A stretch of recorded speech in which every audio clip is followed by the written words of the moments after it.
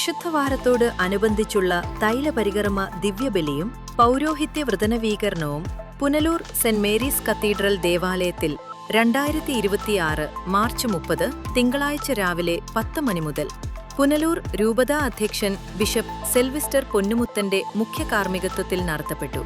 പൗരോഹിത്യം ദിവ്യരഹസ്യവും ദിവ്യദാനവുമാണെന്ന് വിശുദ്ധ John Paul രണ്ടാമൻ പാപ്പയെ ഉദ്ധരിച്ചുകൊണ്ട് ബിഷപ്പ് പറഞ്ഞു.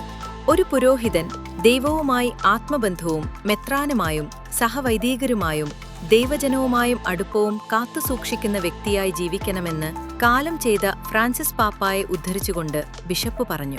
പൗരോഹിത്യം സ്നേഹത്തിലും എളിമയിലും സേവനത്തിലും അധിഷ്ഠിതമായിരിക്കണമെന്ന ലിയോ പാപ്പായുടെ വാക്കുകളെ ബിഷപ്പ് ഓർമ്മപ്പെടുത്തി. ജ്ഞാനസ്നാനത്തിലൂടെ പൊതുപൗരോഹിത്യത്തിൽ പങ്കുകാരായ ദൈവജനത്തെ ശുശ്രൂഷിക്കുന്നതാണ് ഒരു പുരോഹിതന്റെ കടമയെന്ന് വചനസന്ദേശത്തിൽ ബിഷപ്പ് പറഞ്ഞു. വിശുദ്ധ കുർബാന മധ്യേ രോഗികളുടെ തൈലം, ക്യാറ്റക്യുമൻ തൈലം, വരും വർഷത്തിൽ രൂപതയിൽ ഉപയോഗിക്കേണ്ട ക്രിസം തൈലം എന്നിവയുടെ ആശീർവാദവും രൂപതയിലെ വൈദികരോടൊത്ത് പൗരോഹിത്യ വൃതനവീകരണവും നടത്തി. രൂപതയിലെ വിവിധ ഇടവകകളിൽ പ്രവർത്തിക്കുന്ന വൈദികരും സന്യസ്തരും രൂപതാ അജപാലന സമിതി അംഗങ്ങളും പുനലൂർ സെയിന്റ് മേരീസ് കത്തീഡ്രൽ അജപാലന സമിതി അംഗങ്ങളും തിരുക്കർമ്മങ്ങളിൽ പങ്കെടുത്തു.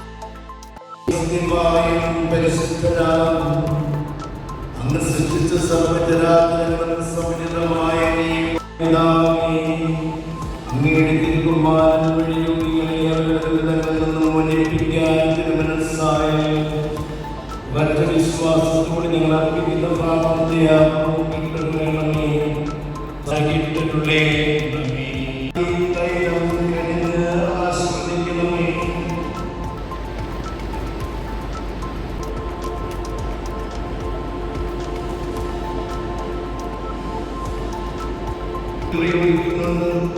ഈ തൈലത്താലും പുരോഹിതന്മാരെയും രാജാക്കന്മാരെയും പ്രവാചകന്മാരെയും